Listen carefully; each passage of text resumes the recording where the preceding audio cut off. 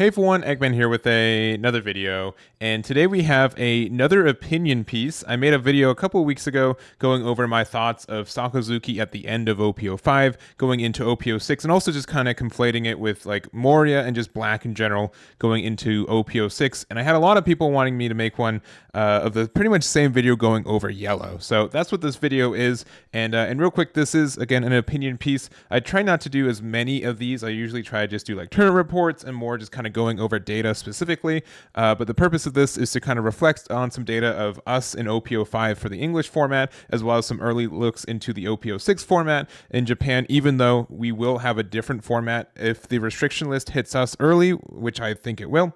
And then also, this is not like necessarily a call from action or complaining, it's just more of my opinion and just kind of going over what I've seen and everything. So going on into it, for the OPO5 data, we did have a couple more events for this since we had some treasure cups this month since the Sakazuki video. So we have 9 large events, and again, we do not have the Latin American Finals tournament data, which at this point I don't think we ever will, so that's a bit of a shame. But we had 7 large events which had a top 16 cut. So from those, we did have about 13% of those be Anel and about 9% of them be Katakuri.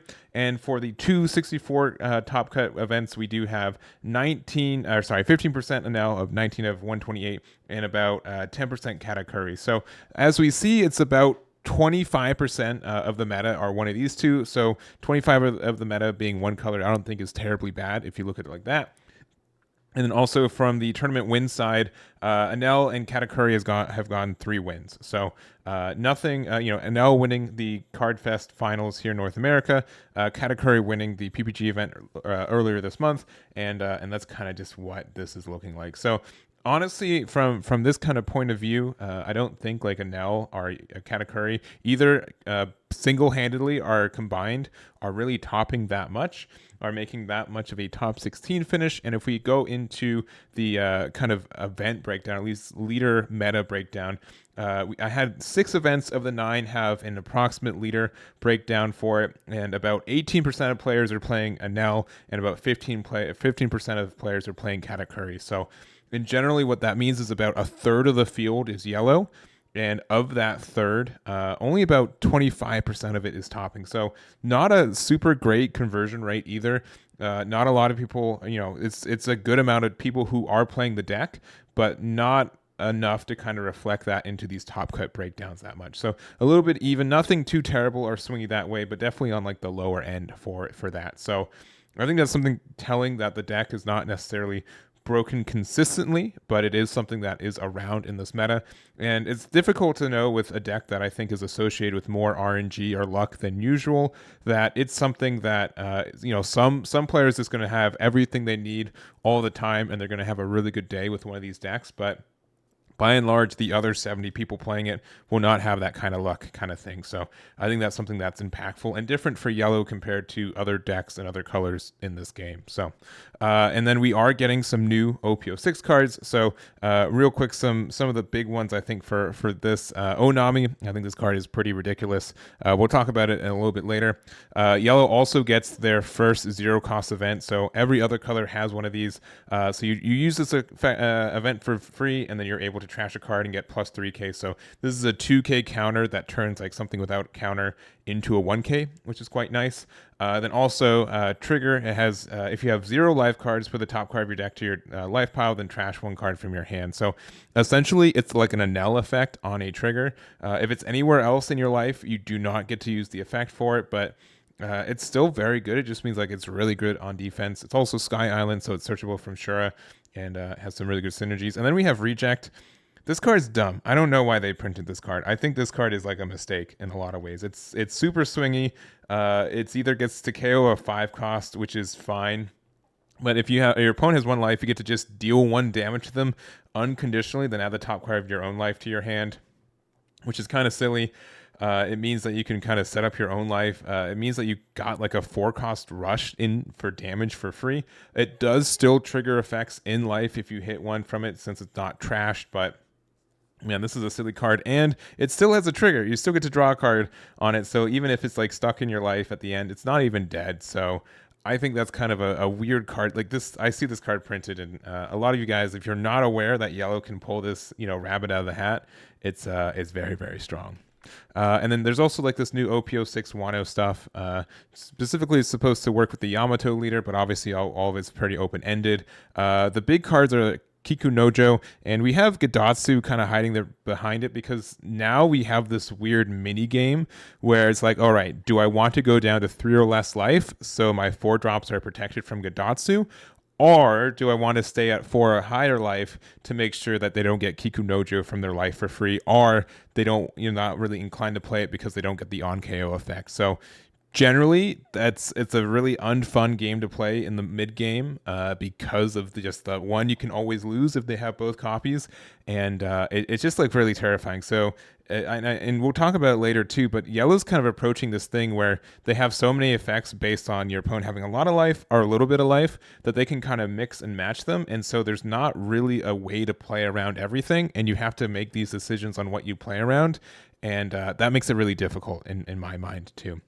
We also have Hiyori, which lets you put a card from your hand into your life, which is fantastic. You do have to take a card from it and then put it back in, but this just puts cards into your life generically, which has not happened really in this game beforehand. And then you can play Koiziki afterwards, and you get to put like Hiyori back in there. So you get to heal 1 for 7, and you get to stack your life in the way you want. So this is a pretty good interaction. It's sometimes a little bricky. You do have to find both cards, but this card's also blocker, which is great. And I think 5 drops are going to be generically very good in this meta, since most of the removal and hate is for 4 drops and not necessarily 5 drops. So kind of just what I want to show for this is that yellow, even just existing decks, mostly like Anel, gets a lot of good cards that are just generically affecting them, including adding Yamato, which is just a really good leader in my mind too.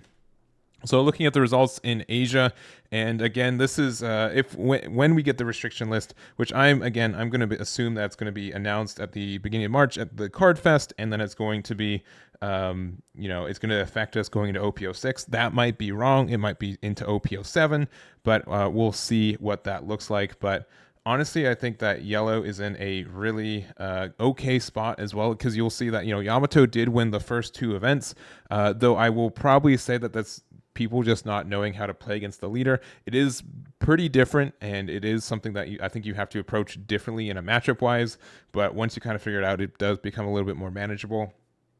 But we see that yellow is, again, probably about 25% of the meta. We don't have like actual breakdowns of like leader distributions, but of like people who top. Yellow's not doing anything like super crazy between Katakuri, Anel, and the Yamato. They're taking about like 30-ish% of it, so nothing too terrible.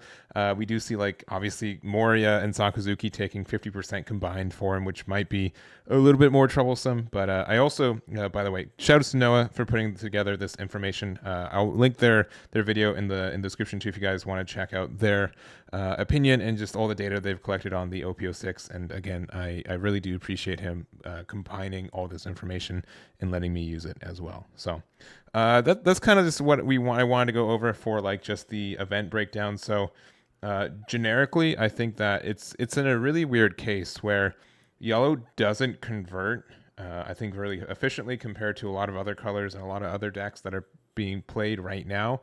However, I think it's something that it's more of the customer satisfaction, where the way that you play against it is just simply not fun. A lot of the time, you're just kind of walking on eggshells, hoping they don't have a good card in life. And with all of these are all trigger cards, and these aren't even all the good ones, right? But these are just like ones that I found off the top of my head, and it's to a point where it's very difficult to play around all of them at any time, right? Most of these cards are being run, at least like half these are being put in most decks, I feel like, and you can't play around all of them at the same time anymore. Like I'd say like an OPO5, you kind of knew what was going on. Most of them were just kind of preventing you to, playing attacks and stuff like Beige, Sanji. Like you could kind of sequence it correctly for that.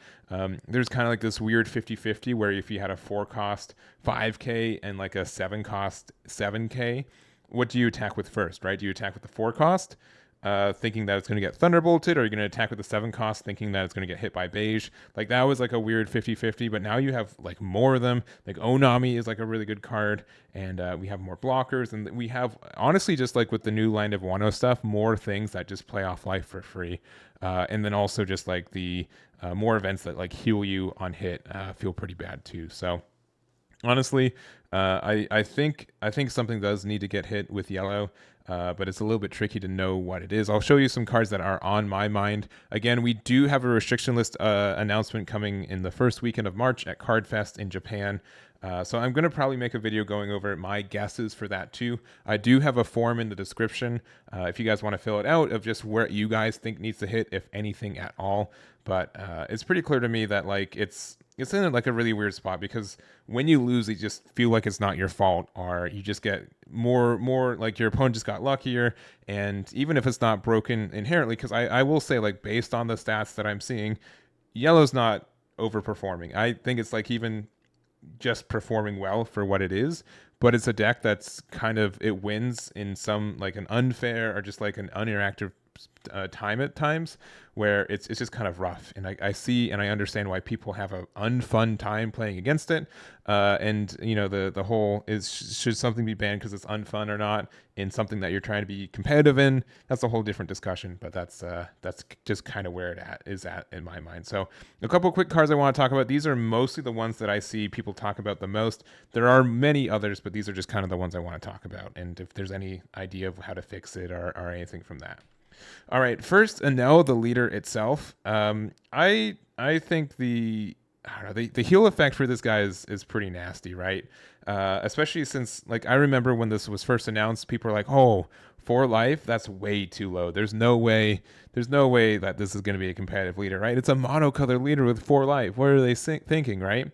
And after playing some games with it, it's totally, like, I can't imagine this with 5 life. Like it would be super busted, and I think it'd be in a way better spot, right? You just give them like one more card. But it's, I think, like, at the end of the day, its effect to heal is a little bit undervalued. The fact that you only have to discard one is a little bit cheap for it, and I don't know what like if there's any good way to fix it, but the biggest thing I think in my mind is that you can't lose if your opponent doesn't have 3 attacks in one turn, right? If they can't attack you 3 times, you know that you are not losing. You might not be winning the next turn anyway, but like you feel pretty safe knowing that, hey, they have only their leader on board.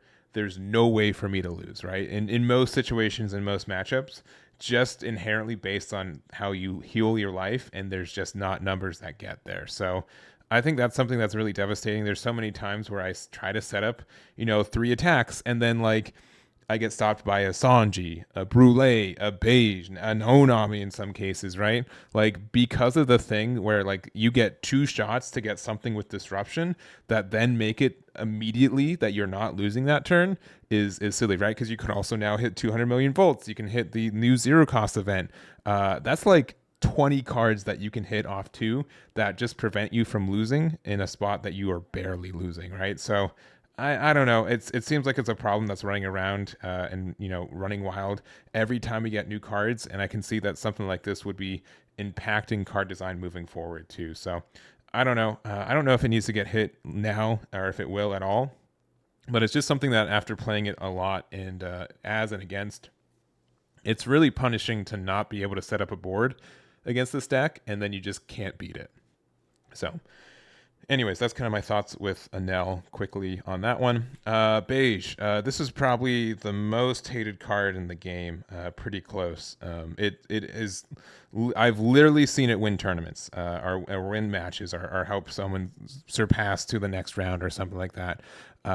It's very good at winning. And it's, even if it's like 10% of the time, why would you not run 4 copies of a card that lets you win the game 10% of the time, right? Especially since worst case is just a 2K in your hand. And now that we're getting deeper into this game, ways to heal increase, which means that your chances of hitting this card increases, but also there's ways to manipulate your life to make it put in there, right? So I think that this is like just a really obnoxious card that is based off of, when it came out, it was already obnoxious, and that was without like really good manipulation effects. And now we're getting some, and we're going to be getting more in the future. I think honestly, I'm okay with this card going to 1 or 0 personally. The fact that it's not even like associated with an archetype, because like sometimes like there's issues where like, oh, you can't get rid of this card. It's pivotal to my one archetype, even though it's getting abused by other things, right? Like this is like one of the few fire tank pirates in the game. There's no archetype around it. There's nothing. It just exists as a card. So I honestly think it's okay to go to 1 or 0. I'm not sure if they're going to do it, but I know that it's just been obnoxious for a lot of people to just have to deal with this card and what it does. So I don't know. I think it's okay to go, but that's my opinion, and it's okay if you guys have a different one. All right, Onami. This card's pretty silly. Pretty silly. It's bullet pointed very easily. It's good in your life. It's good in your hand, and it's good on the board. Like, what do you want to do with it, right? Do you want to get rid of a 5 cost or low? Like, this is a Thunderbolt effect. And by and large, you never ever want to play Thunderbolt from your hand, right? Thunderbolt in your hand in this game is usually just a dead card. It's only good in your life. This is just strictly better. It's strictly better. Just in the fact that it is baseline already Thunderbolt just by having the trigger effect already means it's a good card, right? And then we have one is a 1k counter, so it's not even dead if you need to counter with it. But 2, it has an on-play effect to give one of your leaders or characters banish. So obviously that's really strong with Yamato since it has a built-in double attack, so that's what you're made for it. But even so like the in Yamato, you can play this for 2, give yourself banish, be able to be a big 20 or like double attack banish, which is super strong in this game. And then later, you can just use your Yamato effect to give this 2 Dawn, and now it's a 5k attack that can pressure something for free. So it's just silly. I think it's overstated. It has too much versatility for it. It should have been like a 2-drop 2k maybe, but like it just does everything. It literally does. I don't want to be like super pessimistic, but like this card is like one of the worst cards I've seen hit this game. I think it's just too strong for what it is. So I don't know. If it had like one of these effects, I think it's fine, but like just the combination of all it does.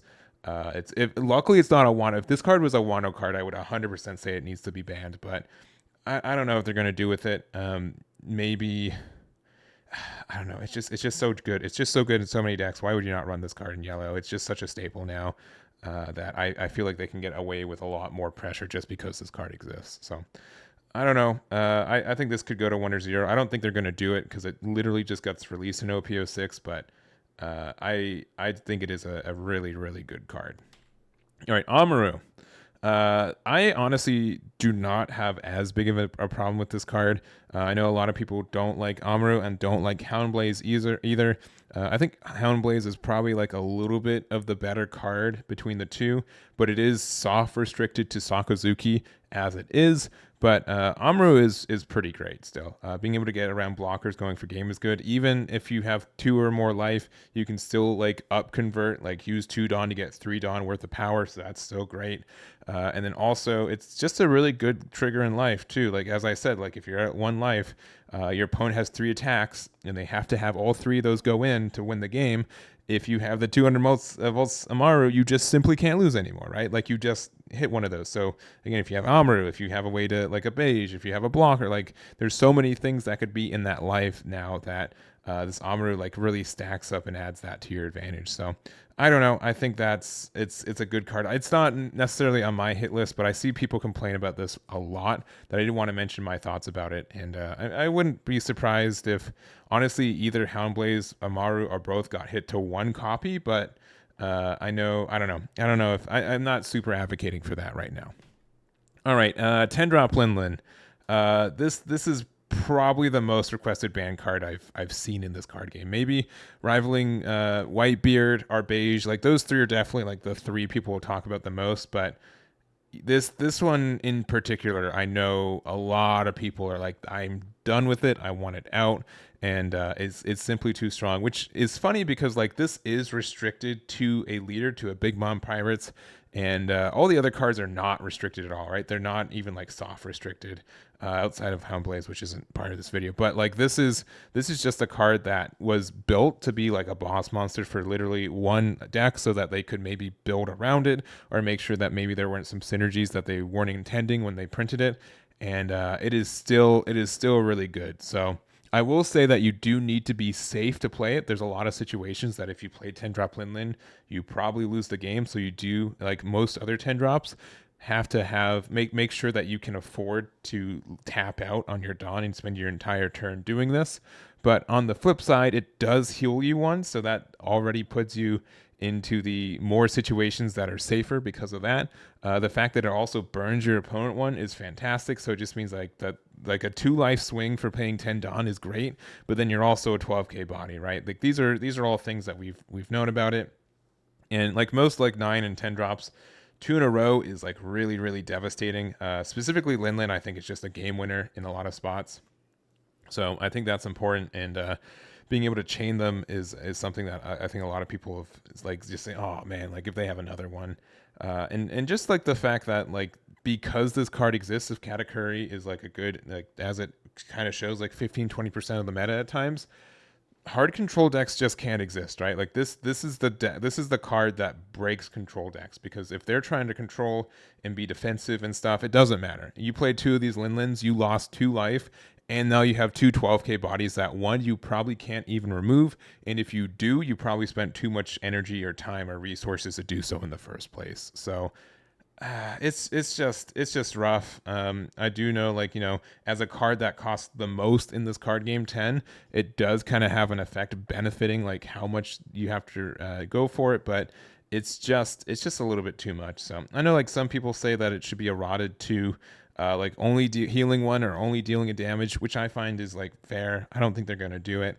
but I also think like it's double up on the board, just because I know that there's a yellow purple big bomb pirate coming out. So like the only thing worse than this card is being able to ramp up to playing this card even faster, which seems like just such an issue for the deck. So I don't know if they're going to try to preemptive ban list because they are worried about the yellow purple big bomb pirate card, but this is like too heavily requested to not mention. I would not lose any sleep if this card left the meta, but I'm not a Katakuri player, so I do know that it affects people who play the deck a lot, and I would understand like why they'd be worried. Like if this card doesn't exist, I don't have it. I can't play Katakuri anymore. But at the same time, if your deck exists because of one card being relevant, then how, like, I don't know, it's tough. It's like a tough decision for that too. So I don't know. This card's been out for so long. You guys already have your own opinions about it, but man, it's been a terror. Even if it doesn't win all the time, like people are terrified of this card. So kind of just my final opinions. I personally do think yellow is pretty obnoxious right now. I don't think it's necessarily broken, but it's just in spots where it's really, I never really have fun playing against yellow. And I know this is a competitive game, and I know a lot of you guys take this very competitively, and competition and fun don't always mix. But I think something for people who are trying to get into the game, that yellow can be really punishing, and it's very difficult to play against them and feel like you know what's going on. They're a deck that really rewards, or like needs you to kind of be aware on what you're doing to your opponent by hitting them.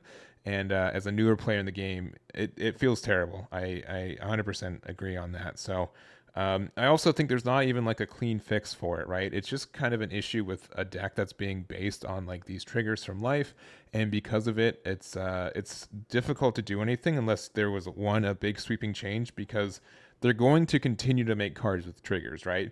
We're getting closer and closer to the infamous 50 trigger deck, where just every time you hit something in life, you get something happening, right? And because of that, I think that there's just some issues with how it works.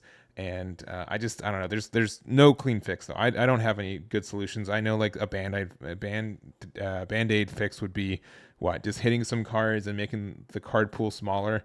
But it's just kind of what it is, right? Like OPO3 yellow wasn't super busted because there are only so many cards you could hit out of life, right? With more and more cards being able to hit and being able to go from like, 10% of my deck to like even 30, 40, 50% of my deck can be cards hit off that life.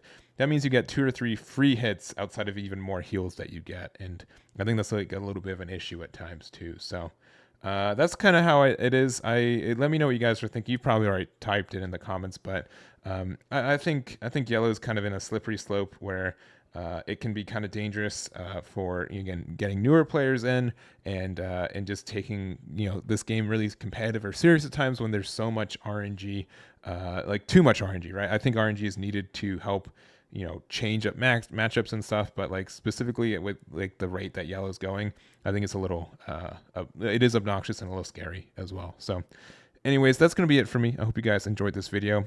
Again, if you guys want to vote on what cards you think might get hit on the restriction list, that's going to be in the description as well. And in the next week or so, I should have like a pre-restriction video going over cards specifically too. So that's going to be it for me. Thank you guys so much for watching, and I'll catch you all next time.